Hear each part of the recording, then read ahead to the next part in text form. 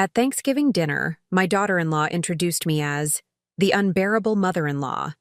Then I gave her a lesson that left everyone's jaws on the floor. At Thanksgiving dinner, my daughter-in-law introduced me as the unbearable mother-in-law. Then I gave her a lesson that left everyone's jaws on the floor. The aroma of roasted turkey filled my son's house as I pulled into the driveway.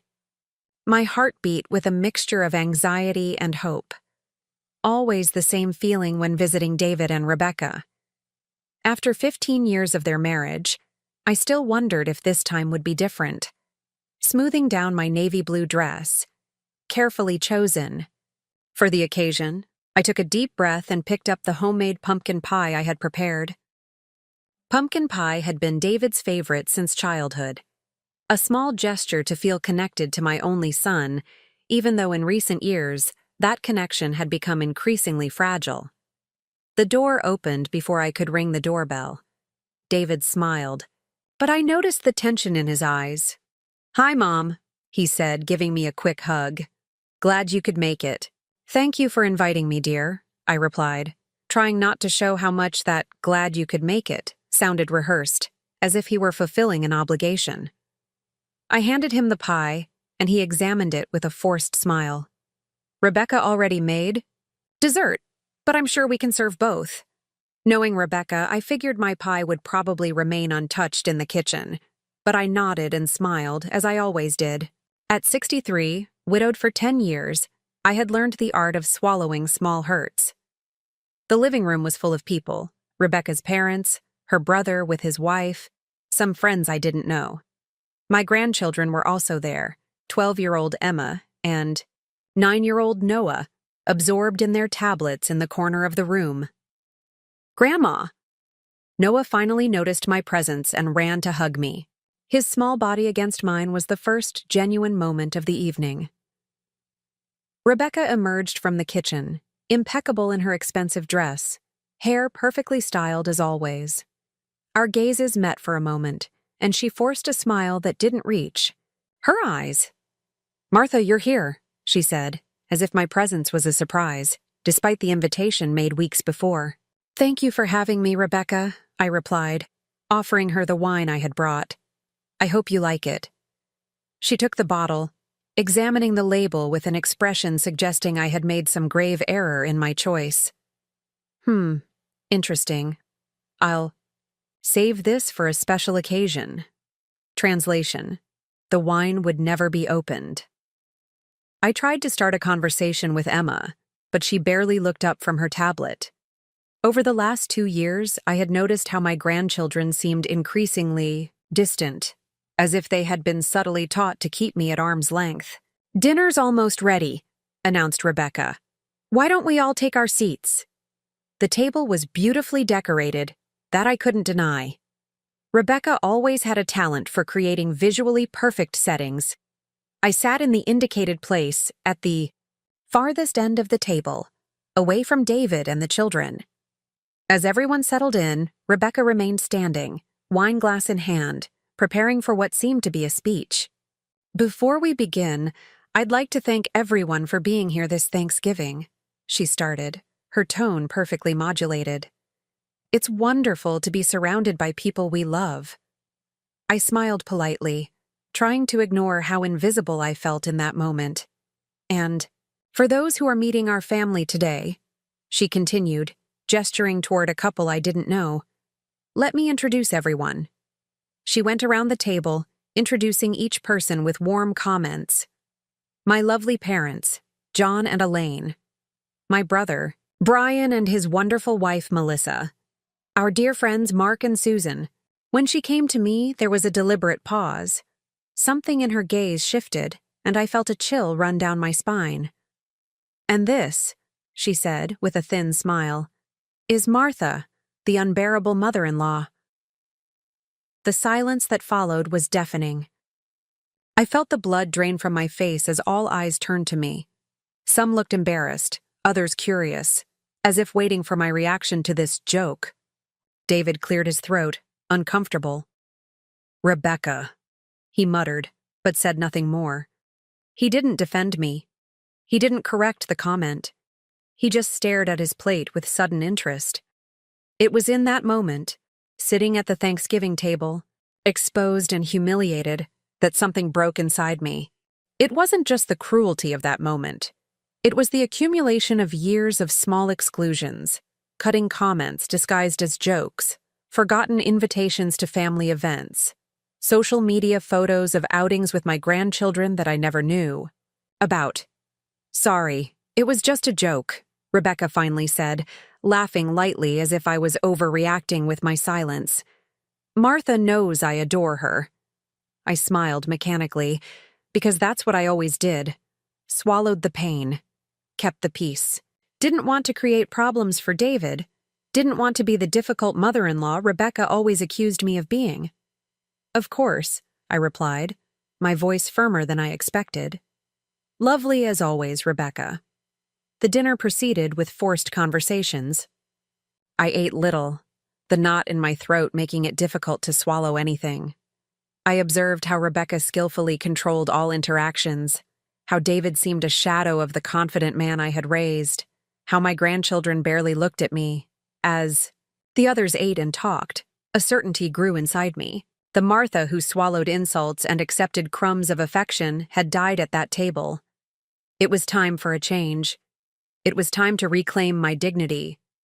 I didn't know exactly how, but there, at that Thanksgiving table, silently humiliated in front of strangers and family members, I made a promise to myself. This would not stand.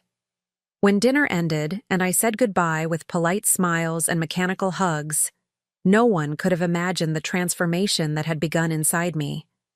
Rebecca had underestimated me for the last time. This unbearable mother-in-law was about to teach a lesson that no one in that family would ever forget. The drive home from David's house was a blur. Tears threatened to spill, but I refused to let them fall. 10 miles of dark road stretched before me as memories flooded my mind, each one sharper than the next. It hadn't always been this way. When David first introduced me to Rebecca 18 years ago, she was all smiles and charm. "I've heard so much about you, Mrs. Wilson," she had said, embracing me warmly. "David adores you." I remembered how hopeful I had been. After losing Richard to cancer, David was my only family.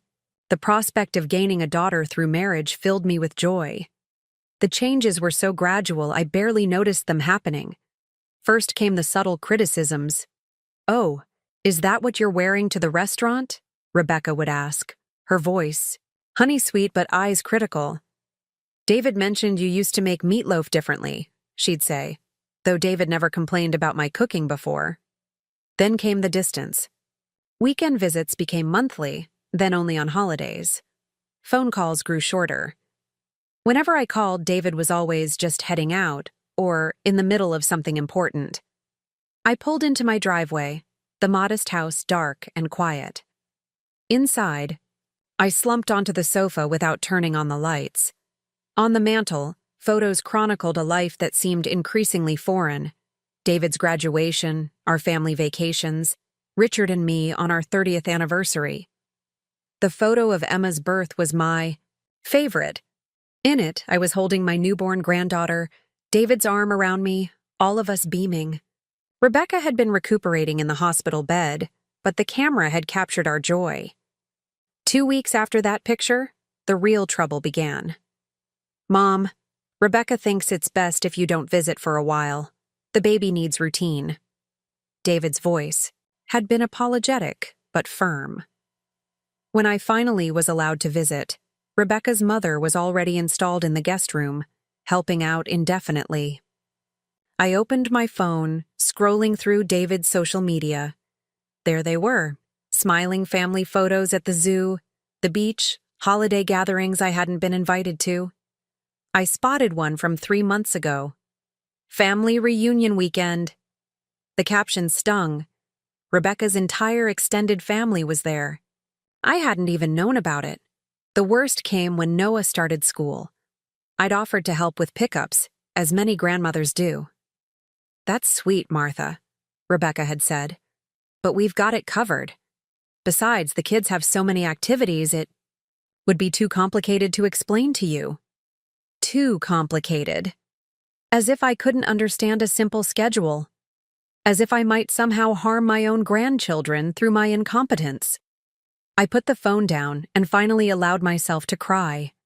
Not just for tonight's humiliation, but for the years of systematic exclusion, the canceled plans, the forgotten invitations, the way Rebecca would speak over me or redirect conversations when I tried to connect with David or the children. The painful truth was that I had become invisible in my own family, a ghost hovering at the edges, tolerated, rather than welcomed. I walked to my desk and pulled out a small leather journal. Inside were notes I'd been keeping for years, though I'd never admitted to myself why. Dates of canceled visits with Rebecca's excuses, screenshots of family events I'd discovered after the fact, brief accounts of comments made to undermine me. It wasn't just paranoia. The pattern was clear as day on these pages. There was the time. I'd brought homemade cookies for the children, only to have Rebecca throw them away when she thought I wasn't looking. Too much sugar, she'd claimed before serving store-bought cupcakes an hour later. There was last Christmas, when my carefully chosen gifts for the children were accidentally left unopened until I'd gone home. There was the family tree project Emma had done for school, Rebecca's family meticulously represented, while I was reduced to a small circle labeled simply Grandma W. And through it all, David had slowly transformed from the loving, attentive son I raised into a distant man who couldn't meet my eyes when his wife insulted me at their dinner table. The realization hit me with startling clarity. I had been enabling this treatment for years. By smiling through the pain, by never confronting Rebecca's behavior, by accepting David's neglect, I had taught them that I would endure anything to maintain my tenuous place in their lives. My phone buzzed with a text. It was from my friend Elaine. "How was Thanksgiving?" I stared at the question. How could I possibly explain? Instead, I made a decision. I texted back. "Can we meet for coffee tomorrow? I need your advice." For the first time in years, I wasn't going to pretend everything was fine. I wasn't going to silently accept my assigned role as the unwanted mother-in-law. That night, as I lay in bed staring at the ceiling, I realized the Martha who left that Thanksgiving table was not the same. Martha who had arrived with a homemade pumpkin pie and desperate hope for acceptance. Rebecca wanted an unbearable mother-in-law? Perhaps it was time to show her what that really meant. She actually introduced you as the unbearable mother-in-law? To everyone at the table? Elaine's voice rose in disbelief, drawing glances from nearby tables at the small cafe where we sat. I nodded, wrapping my hands around my coffee mug. And David just sat there, didn't say a word. Elaine had been my friend for over 30 years. We'd taught at the same elementary school until retirement, supported each other through our husbands' deaths, and shared countless coffee dates like this one. Unlike me, Elaine had a wonderful relationship with her daughter-in-law. Martha, this has gone beyond rudeness. This is emotional abuse, Elaine said firmly. You've been telling me bits and pieces for years, but hearing it all together? She shook her head. Why have you tolerated it for so long? The question hung in the air.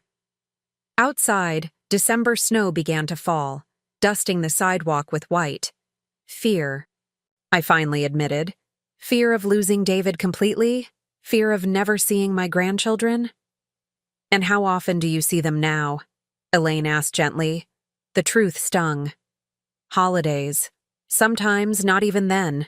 I found out they went to Disney World last spring. Emma had a dance recital I was never told about. My voice caught. Noah lost his first tooth. I saw the Facebook post. Elaine reached across the table and squeezed my hand. So you're already losing them? Yes. The word came out as a whisper. Then what do you really have to lose by standing up for yourself? Nothing. The realization was both terrifying and liberating. As I drove home, Elaine's words echoed in my mind. For years, I'd believed that maintaining peace at any cost was the only way to keep my tenuous connection to my family. But that approach had failed spectacularly. At home, I found myself standing before the hallway mirror, really looking at myself for the first time in years. When had my posture become so hunched? When had I started dressing in these muted colors that wouldn't draw attention? When had I begun to see myself through Rebecca's dismissive eyes? The phone rang, startling me. David's name flashed on the screen. Mom? His voice sounded strained. Rebecca wanted me to call. She thinks you might have misunderstood her joke yesterday. Not an apology. Not even close. Does she? I kept my voice neutral. You know how she is. Her sense of humor can be different. He paused. Anyway, she feels bad if you took it the wrong way. Again, not an apology. She felt bad if I had taken it the wrong way, placing the blame squarely on me. In the past, I would have rushed to smooth things over. Oh, it's fine. Don't worry about it. The words nearly tumbled out automatically. Instead, I took a deep breath. How should I have taken being called unbearable in front of your entire family and friends, David? Silence stretched between us. She didn't mean it like that, he finally said, his tone defensive. How did she mean it? More silence. Mom, why are you making this difficult? It was just a joke. There it was. I was the problem. I was making this difficult by not accepting public humiliation with a smile. David, I said carefully, would you ever introduce Rebecca's mother that way? Would Rebecca find it funny if you did? That's different, he said quickly. Why? He had no answer. I've been thinking, I continued into the silence. Perhaps we should pause our usual Christmas arrangements this year.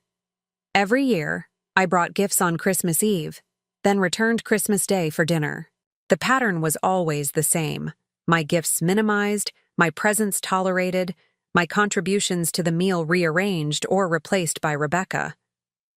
What do you mean? David sounded genuinely surprised, and that itself was telling. The idea that I might set a boundary had never occurred to him. I think I need some time to myself this year. The words felt foreign, but right. But the kids are expecting you. It's tradition. Was it, though? A tradition implies something cherished. Our Christmas arrangement had become a performance of family unity that left me feeling more alone than if I'd stayed home. I'm sure you'll make it lovely for them, I said. Give them my love. Mom, he started, but I cut him off gently. I need to go now, David. I'll call you after the holidays. I hung up before he could protest further. My hands were shaking, but not with fear. For the first time in years, I had spoken my truth without apologizing for it. That evening, I did something I hadn't done in ages. I called my old colleague Susan for dinner. Then I emailed the local community center about volunteer opportunities. I pulled out my watercolor set, dusty from disuse, and set it on the dining table. My life had narrowed to revolve around David's family, waiting for invitations that rarely came, keeping my schedule perpetually open in case I was needed, making myself small and undemanding in hopes of being included. No more. I sent a text to David before bed. I've given a lot of thought to our conversation. I love you and the children deeply, but I can no longer accept being treated as an afterthought in your lives. When you're ready to discuss this honestly, I'm here. He didn't respond, but I slept better that night than I had in years. The Martha, who woke the next morning, stood a little straighter. The battle ahead would be difficult, but for the first time, I understood that my dignity was worth fighting for, and I was just getting started. Christmas came and went. No calls from David, only a terse text message on Christmas morning. Merry Christmas, Mom. The silence hurt, but it was also revealing. I had declined one invitation, set one boundary, and my son had retreated completely. January arrived with a blanket of snow and a new sense of purpose. I began meeting regularly with a therapist named Dr. Mitchell. a kind woman in her 50s who specialized in family dynamics. What you're describing is a classic control pattern, she explained during our third session. Your daughter-in-law feels threatened by your relationship with your son and grandchildren, so she's systematically pushed you to the margins. But why? I asked. I've never interfered in their marriage. I've bent over backwards to accommodate her.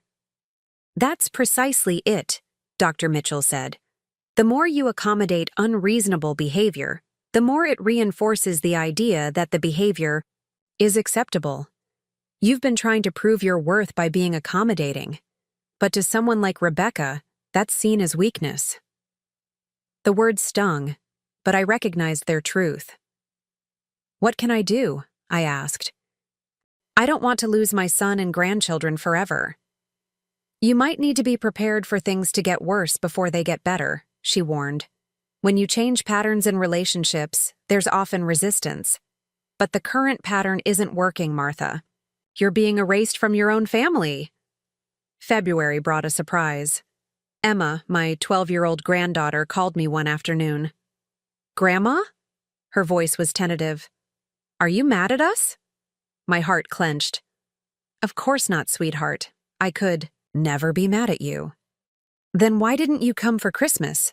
Dad said you were busy, but you've never been busy before. The implication was clear. David had made it sound like my choice, as if I'd had better things to do than be with my family. I needed some time to think, I said carefully. Sometimes grown-ups need space to figure things out. Oh. She paused. Mom says you're being dramatic. Of course she did. Emma, do you remember what your mom called me at Thanksgiving? Another pause. The unbearable mother-in-law. Her voice had dropped to a whisper. She says stuff like that a lot when you're not around. The confirmation shouldn't have hurt, but it did. How did that make you feel when she said it? I asked, gently. Bad, Emma admitted. Noah cried later. He said it was mean. My sweet Noah. At least someone had recognized the cruelty for what it was. It hurt my feelings, I said honestly. And when people hurt our feelings, sometimes we need time to heal. Will you come see us soon? I got an A on my science project. I'd love to hear all about it. Maybe we could meet for ice cream this weekend? Just you and me? After hanging up, I called David. It went to voicemail as expected.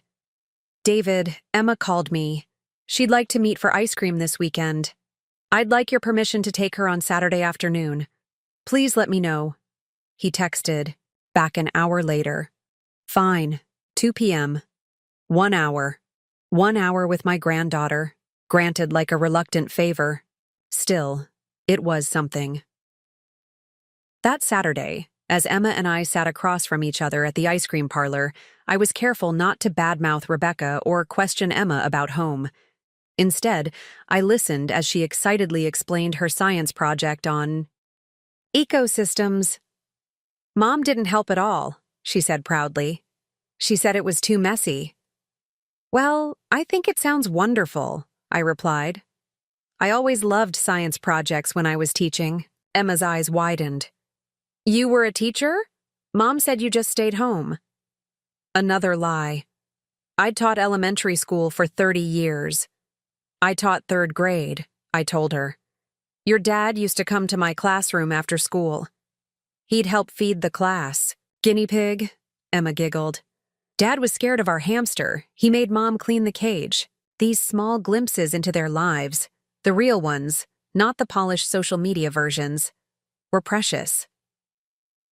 As our hour together drew to a close, Emma asked, Can we do this again, Grandma? I'd like that very much, I said, hugging her. Goodbye. David was waiting in the parking lot, checking his watch. He nodded curtly as Emma bounded up to him, talking excitedly about our time together. Emma, get in the car, please, he said, his voice tight. Once she was inside, he turned to me. Mom, what are you doing? Having ice cream with my granddaughter, I replied simply. You know what I mean. This sudden boundary setting, the skipped Christmas, now these one-on-one visits. Rebecca thinks you're trying to drive a wedge in our family. I met his gaze steadily. I'm doing the opposite, David. I'm trying to preserve my relationship with my family in a way that maintains my dignity. By rejecting us at Christmas, I didn't reject you. I declined one invitation after being publicly humiliated at the previous family gathering. He looked away. She apologized for that. No, she didn't. She said I misunderstood. That's not an apology. David ran a hand through his hair, a gesture reminiscent of when he was a frustrated teenager. What do you want from me, Mom? It was the first honest question he'd asked in years. I want to be treated with respect, I said. I want to be included in my grandchildren's lives. I want you to stop allowing your wife to belittle me. His jaw tightened. You don't understand what it's like living with Rebecca? I finished. You're right, I don't. But I do understand what it's like to be systematically pushed out of my son's life, and I won't accept it anymore. As I drove home, I realized something important. This wasn't just about standing up to Rebecca. It was about helping David see what had happened to our relationship, and to him. The path ahead wouldn't be easy, but for the first time in years, I felt like I was fighting for something, not just enduring it. March brought unexpected changes. After my ice cream date with Emma, I began receiving texts from her, little updates about school, questions about recipes, photos of art projects. Each message was a tiny bridge being rebuilt. For Noah's birthday in late March, I mailed a package with a carefully chosen gift. A model rocket kit we could build together if he was ever allowed to visit. I received no acknowledgement from David or Rebecca, but Emma sent a furtive photo of Noah holding the unwrapped gift, beaming. He loves it, her text read. Mom said it was too complicated, but Dad said they'd work on it. A small victory. David had contradicted Rebecca for once. My weekly sessions with Dr. Mitchell continued. You're making progress, she told me. Remember, your goal isn't to win against Rebecca. It's to establish healthy boundaries and rebuild genuine connections. I nodded, though part of me still fantasized about Rebecca finally getting her comeuppance. Dr. Mitchell seemed to read my mind. Martha, vindication might feel good momentarily, but it won't heal your family. Focus on the relationships you want to restore. April arrived, bringing with it an invitation I hadn't expected. Easter dinner at David and Rebecca's. I approached it with cautious optimism, preparing myself emotionally with techniques Dr. Mitchell had taught me. When I arrived, things felt different. David greeted me with a warmer hug than usual. The children rushed to embrace me, Noah excitedly telling me about the rocket we would build someday soon. Rebecca was civil, if not warm, her usual barbed comments notably absent. During dinner, I noticed something else. David was watching Rebecca carefully, almost studying her interactions with me. Twice, when she began to make subtle digs, he redirected the conversation. Something had shifted. After dessert, while Rebecca was in the kitchen, David asked the children to show me their new backyard playset. As we stepped outside, he lowered his voice. Mom, can we talk later this week? Alone? My heart skipped. Of course. 3 days later, we met at a small cafe halfway between our homes. David looked tired, the circles under his eyes pronounced. I owe you an apology, he began, staring into his coffee. A big one. I waited, not trusting myself to speak. After Thanksgiving, and then Christmas, I was angry with you, he continued. I thought you were being difficult. But then I started paying attention. Really paying attention. He looked up at me, his eyes troubled. I watched how Rebecca talks about you when you're not around. How she tells the kids you're too busy to see them when I know she's canceled plans with you. How she rearranges your gifts or forgets to tell me when you've called. The validation after years of gaslighting brought tears to my eyes. Last week, he said, voice dropping lower, I found emails between her and her mother. They were Mocking. You. Planning how to keep you away from Emma's upcoming recital. He shook his head. It was cruel, Mom. Deliberately cruel. I've known for years, David, I said gently. He winced. Why didn't you say something? I tried. So many times. But you didn't want to hear it. You always defended her. He ran a hand through his hair. I didn't want to see it. It was easier to believe you were overreacting than to admit I'd let this happen. He paused. When did it start? Almost immediately after you were married, I admitted. Small things at first. Then after Emma was born, it escalated. David's face fell. 15 years. I've let this go on for 15 years. You were caught in the middle, I said, though part of me wanted him to feel the full weight of his failure to protect our relationship. No, he said firmly. I chose the easy path. I chose to believe what was convenient. The raw honesty surprised me. This was a different David than the conflict-avoidant man I'd known these past years. What changed? I asked. You did, he said simply. When you stopped accepting the treatment, when you started setting boundaries. It made me see what was happening. Then Emma came home from your ice cream date talking about what a great teacher you were, and Rebecca snapped at her that you were exaggerating. Something clicked. I realized I didn't recognize my own life anymore. I reached across the table and took his hand. What are you going to do? He squeezed my hand. I've started therapy. Alone, not couples counseling. I need to figure out how I let this happen, how I became someone who would let his mother be treated this way. His eyes met mine, determined. And I've told Rebecca things need to change. She didn't take it well. I could imagine. Rebecca had controlled the narrative for so long. The kids miss you, he continued. I miss you. I want you back in our lives. Really in our lives. I want that too, I said. But I can't go back to how things were. I know. I don't expect you to. He hesitated. I need time to fix this. To fix myself. As we parted, David hugged me tightly. I'm sorry, Mom. I'm so sorry. Driving home, emotions warred within me. Hope, vindication, lingering hurt, and a new concern for my son caught in what would surely be a difficult marital reckoning.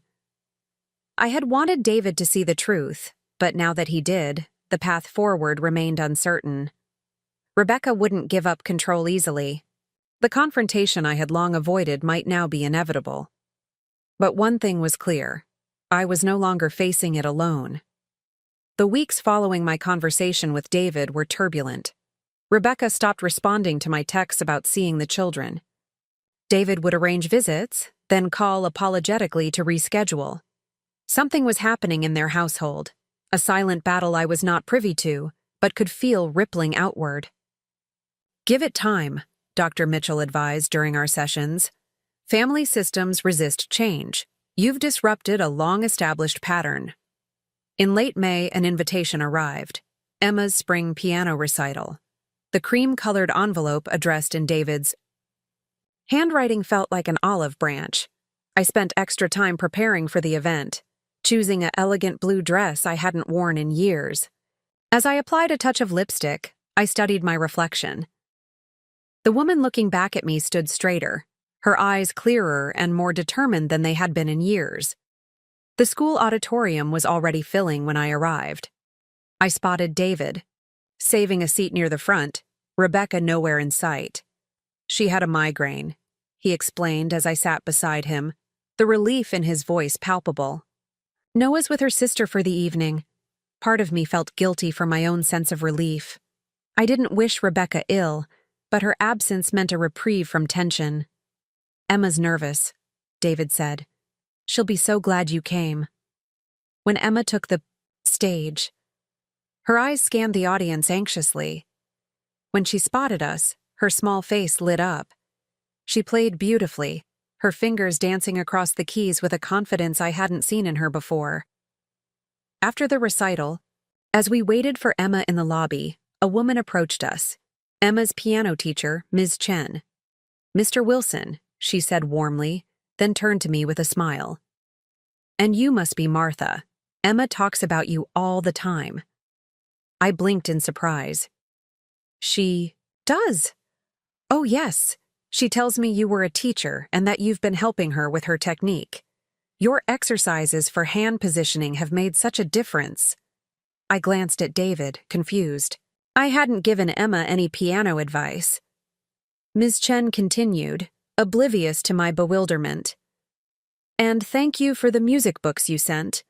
Those classical adaptations are perfect for her level." David's expression darkened. "What music books?" Ms. Chen's smile faltered. "The ones Emma brought in last month?" She said they were from her grandmother. Emma bounded up to us then, glowing with post-performance excitement. David hugged her, his voice carefully controlled. "You were amazing, sweetheart. Ms. Chen was just telling us about some music books Grandma sent you." Emma froze, her eyes darting between us. Emma," I said gently, "I'm afraid there's some confusion. I didn't send you any music books." Her face crumpled. "I'm sorry, Mom said I couldn't take lessons anymore because they were too expensive. But I love piano. So I told Ms. Chen that the books were from you and that you were helping me." David's jaw tightened. "Your mother said we couldn't afford lessons?" Emma nodded miserably. "We should discuss this at home," David said, his voice tight. "Say goodbye to Grandma and Ms. Chen." As Emma hugged me goodbye, she whispered, "I'm sorry, Grandma." "You have nothing to be sorry for," I assured her. "I'm proud of you." Driving home, my mind whirled. Rebecca had lied to Emma about the lessons being too expensive. Why? Was it simply another way to control the family narrative or something more? The answer came 3 days later. David called, his voice exhausted but resolute. "Mom, there's something you should know. Rebecca's been mismanaging our finances." "What do you mean?" He sighed heavily. "She told Emma we couldn't afford piano lessons, but she spent thousands on a spa weekend with her friends that same month. It's a pattern I've finally noticed. She restricts spending on things that matter to me or the kids while indulging herself." I listened, surprised but not shocked. Control rarely limits itself to one aspect of life. "There's more," he continued. "Remember those college funds we started for the kids when they were born? The ones you contributed to each year?" My stomach dropped. "Yes." "Half the money is gone. Rebecca moved it to a personal account." The betrayal stung like a physical blow. For years, I'd sent checks for my grandchildren's education, money saved from my teacher's pension, meant to give them a start in life. "David, I'm so sorry." "Don't apologize," he said firmly. "I'm the one who should have been paying attention. I'm going to fix this, Mom. All of it." 2 weeks later, David asked if the children could stay with me for the weekend. "Rebecca and I need to have some serious conversations," he explained. "Without the kids around." Those 3 days with Emma and Noah were precious beyond words. We baked cookies, built the rocket, played board games, and really talked, about school, friends, dreams. No one monitored our conversations or cut visits short. When David came to pick them up, he looked different, unburdened somehow, despite the difficult weekend I knew he must have had. "Rebecca's moving out for a while," he said quietly as the children gathered their things. "We're going to try counseling, but I've made it clear that things have to change, permanently." I nodded, understanding all he wasn't saying.